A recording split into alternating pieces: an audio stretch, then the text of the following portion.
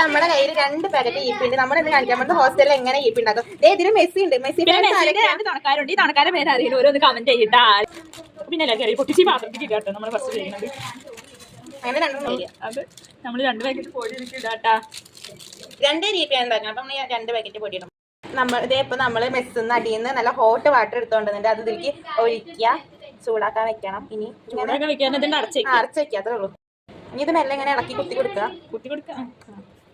എന്നാലും ഈപ്പി ഉണ്ടാക്കാൻ അറിയാന്ന് ഞങ്ങൾ വിചാരിക്കുന്നു ഗായ്സ്. ഇങ്ങനത്തെ വഴി അറിയുമെന്ന് അറിയില്ല. ഒന്ന് ട്രൈ ചെയ്ത് നോക്കട്ടെ. ഇനി ഇതൊരു 10-15 മിനിറ്റ് അടച്ചു വെക്കണം. യെസ്. അപ്പൊ നമ്മളെ സാധനം റെഡി ആയിട്ട് കാട്ടിത്തരാനി. ഓക്കെ മക്കളാണ്. യെസ്. കണ്ട കൊറേ കായില്ലേ ആയി. ഇനി അതിന് ഒഴിക്കുമ്പോ വെള്ളമായിട്ട് മിസ് ആയിക്കോളും. നമ്മുടെ മാഗി ആയിക്കോളൂ ഗായ്സ്. ഈപ്പി മെസ്സി ഒക്കെ ഉള്ള ഈപ്പി. ബാക്കി 2 കമന്റ് ചെയ്യാം. അങ്ങനെ നമ്മളിപ്പോ റെഡിയായി. ഹോസ്റ്റലിൽ ഞങ്ങൾ ഇങ്ങനെയാണ് ഉണ്ടാക്കാറ്.